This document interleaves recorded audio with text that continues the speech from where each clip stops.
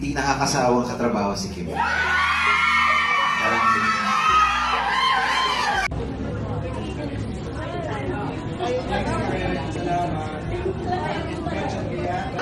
Sumasayaw ka pa. So, pinapanood mo na ako ng mga panahon. Yeah! Actually, bumoto ako.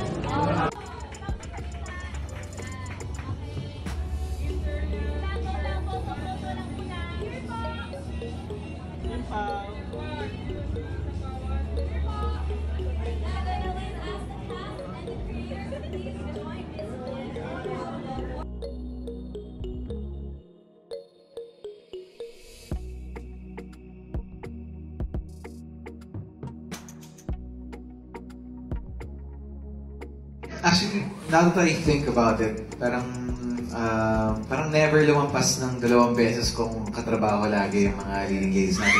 Even if it's in the sa series or sa movie.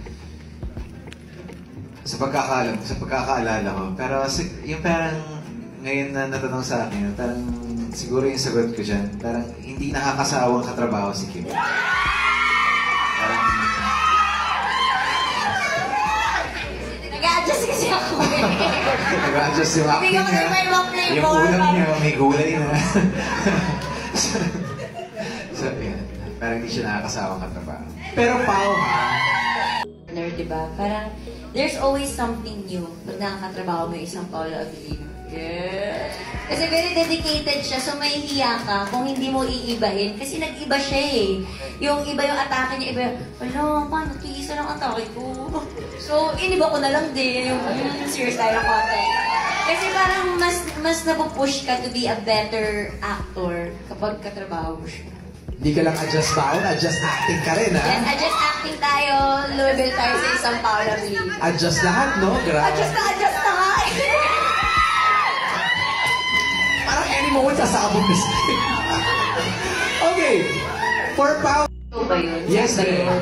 Pero love Collab kita. na kasi ngayon ni Collab. Oh, yeah. Ulit. Siyempre kay MJ tayo. Ayan! MJ for life. O, ano mo na masasabi mo doon na binuking ni Wilma nag-hint? Buti pa siya alam niya.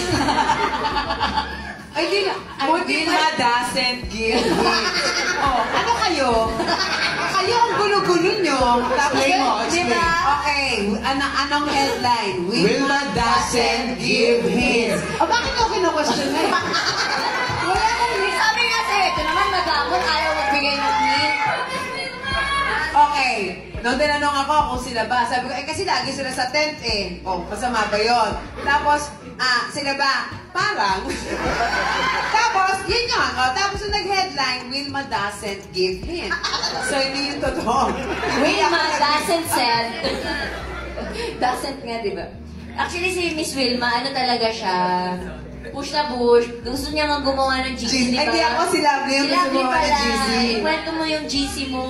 Kasi sabi po namin, for giving us this kind of promotion, for giving us this kind of story, and sa sa international release na iba-iba yung poster, yung effort ng lahat.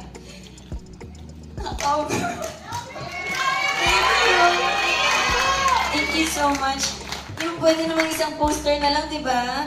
Pero iba-iba, bawat bansa. Tapos, yung nakasulat pa na hindi ko naiintindihan kasi pero naiyak ako. Pero, thank you. At thank you din sa'yo nangyari to. Thank you, Sir Cinema. Salamat. I'm honestly very excited and medyo gulat rin dahil hindi ko in-expect na ganun karaming bansa ilalabas ang pelikula namin. Pero I'm very happy, very proud of Star Cinema as well. Very happy for Star Cinema and everyone who worked behind the film. Actually, sa akin kasi kapag nakakaisip ako ng pelikulang ginagawa ko, hindi ko naaalala yung performance ko o yung ganda ng cinematography. Naaalala ko lagi ang lahat ng taong nagtatrabaho sa likod ng pelikula. And kung maging successful itong pelikula, and sana maging successful, of course itong pelikula ay para sa lahat ng tao na nagtrabaho sa likod at naglako nitong pelikula. So, para sa inyo. You guys Alam mo, katrabaho ko to sa 18 years ko sa industry.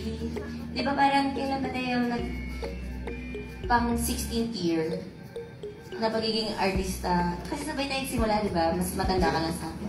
High school ako, pinapanood na ito. So, Uy, hindi oh. Napanood kita sa Starstruck. Masayo ka pa so doon. pinapanood mo na ako ng mga panahon. Yeah! Actually, bumoto ako.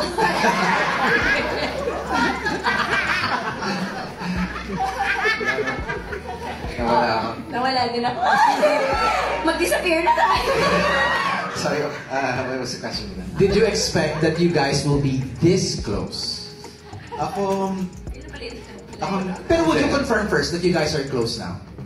I would say yes after Okay. two projects. Okay.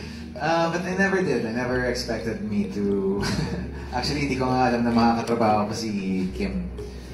But you manifested it. I wanted to work with her. Pero, ayun, never ko talagang in-expect. Kasi parang, after a while, parang naging iba na rin yung tahak ng mga gusto kong gawin. So, hindi ko alam na may Kim pala ang bagsak ko.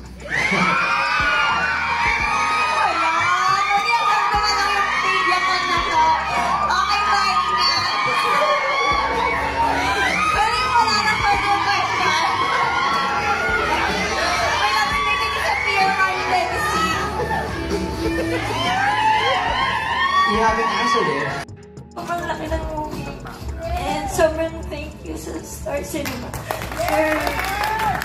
for giving us this kind of promotion, for giving us this kind of story.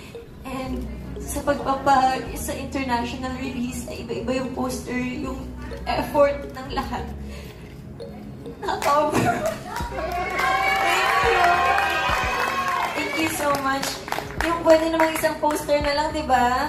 Pero, iba-iba, bawat bansa. Tapos, yung nakasulat pa na hindi ko naintindihan kasi siguro naiyak ako. Pero, thank you. Thank you. At thank you din sa'yo, nangyari to. Pao, Thank you you, Star Cinema, salamat. I'm honestly very excited and medyo gulat rin dahil